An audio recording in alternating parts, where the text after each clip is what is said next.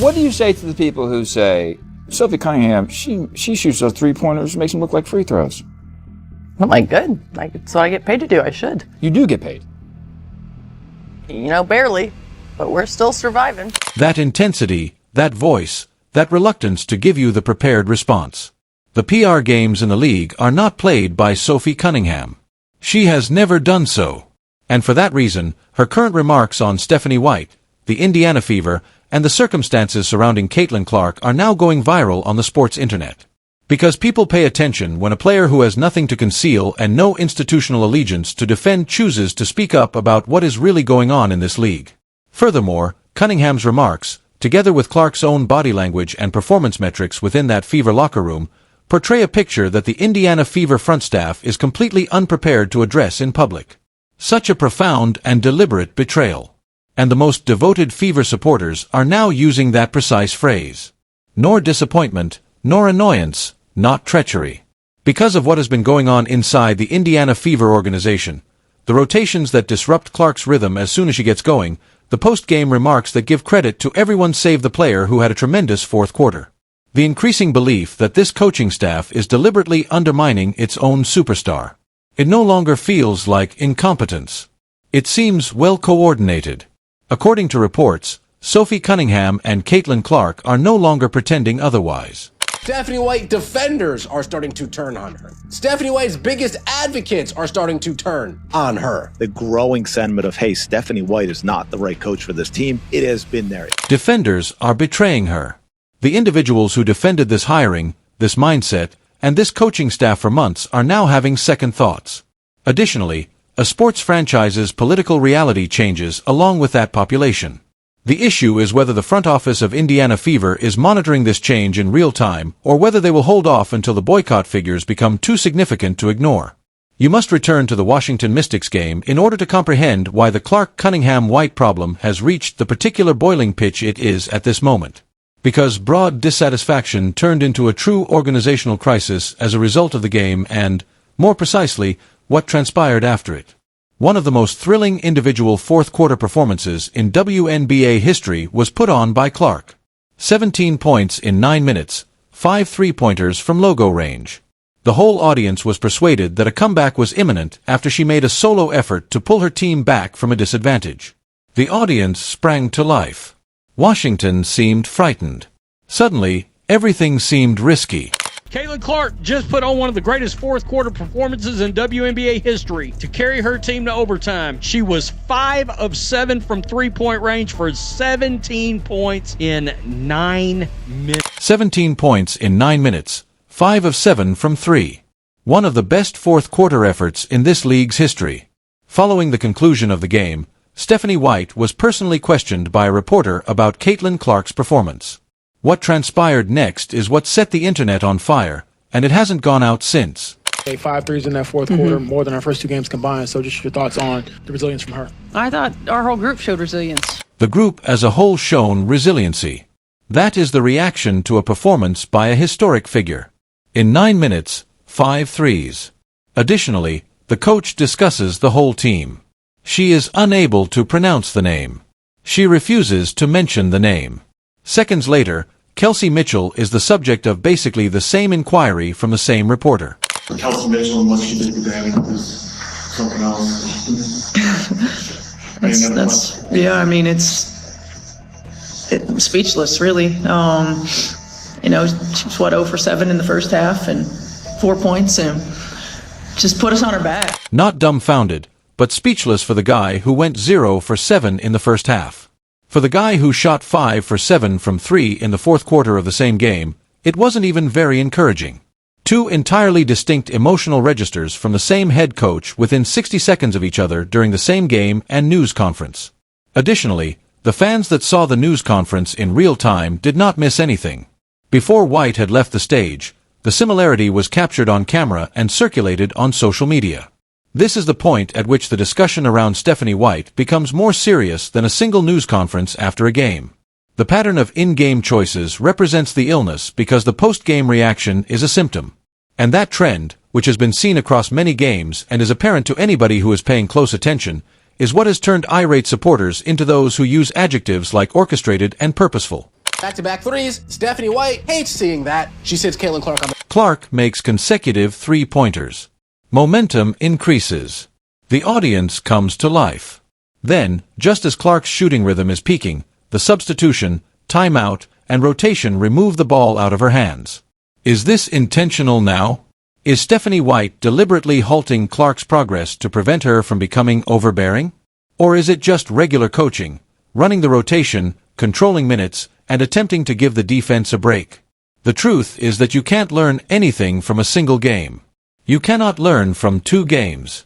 However, the conventional coaching explanation begins to clash with the data when supporters begin recording this trend over the course of a full season, when they begin timing every replacement that occurs just after a Clark scoring run, and when the frequency becomes indisputable.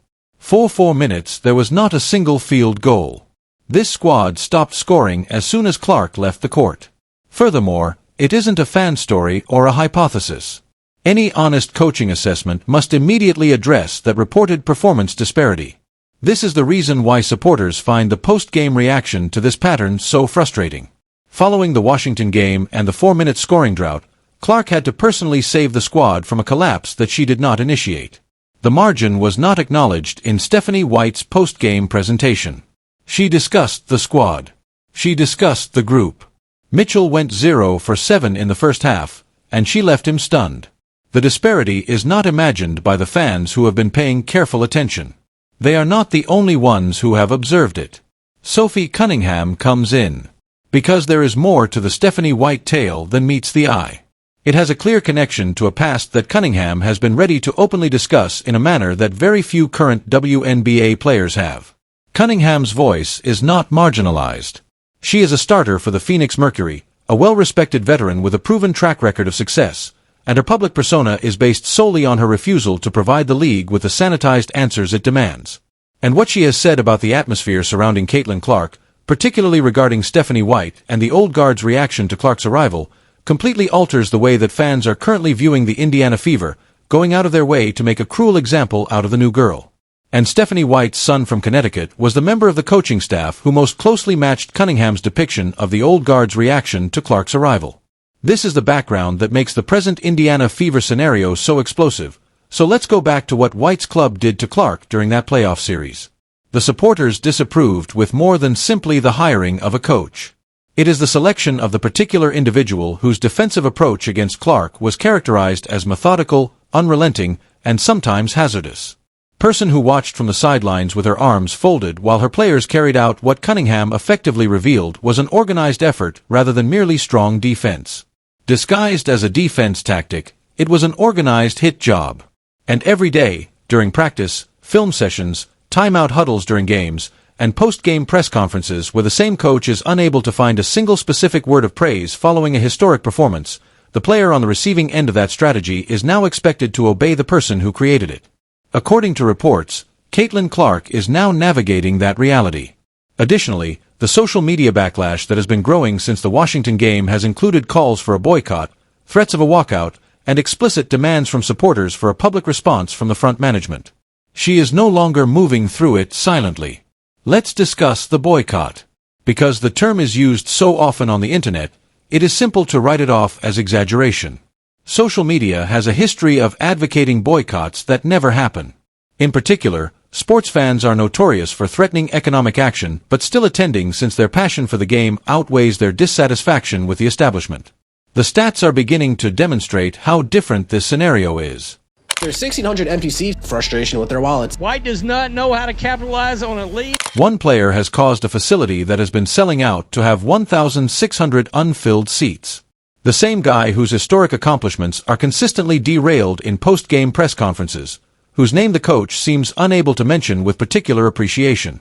Fans who purchased tickets but decided not to utilize them are represented by those vacant seats. Fans who expressed their dissatisfaction with this franchise's direction by making a financial choice, a genuine, verifiable wallet-level decision. And if the front office doesn't react, that figure will increase. Because the supporters who are staying at home right now are not on the periphery.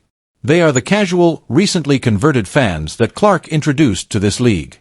When the product no longer seems like a worthwhile investment, the audience that hasn't been devoted to the WNBA for 25 years won't stick with it.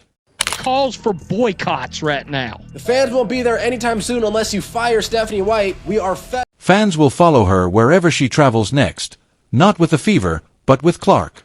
And every executive in the Indiana Fever front office should have that phrase on their desk at all times.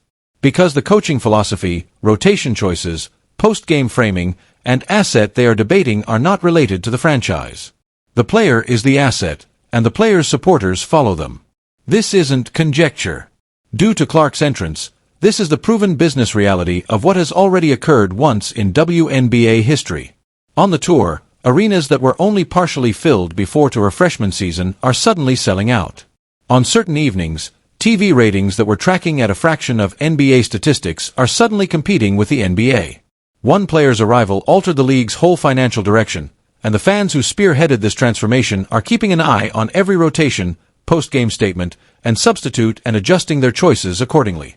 The Clark-Cunningham-White dilemma did not appear out of nowhere, so let's take a step back and examine the front office choice that led to this whole predicament. The moment Stephanie White was named head coach of the Indiana Fever, it was planted.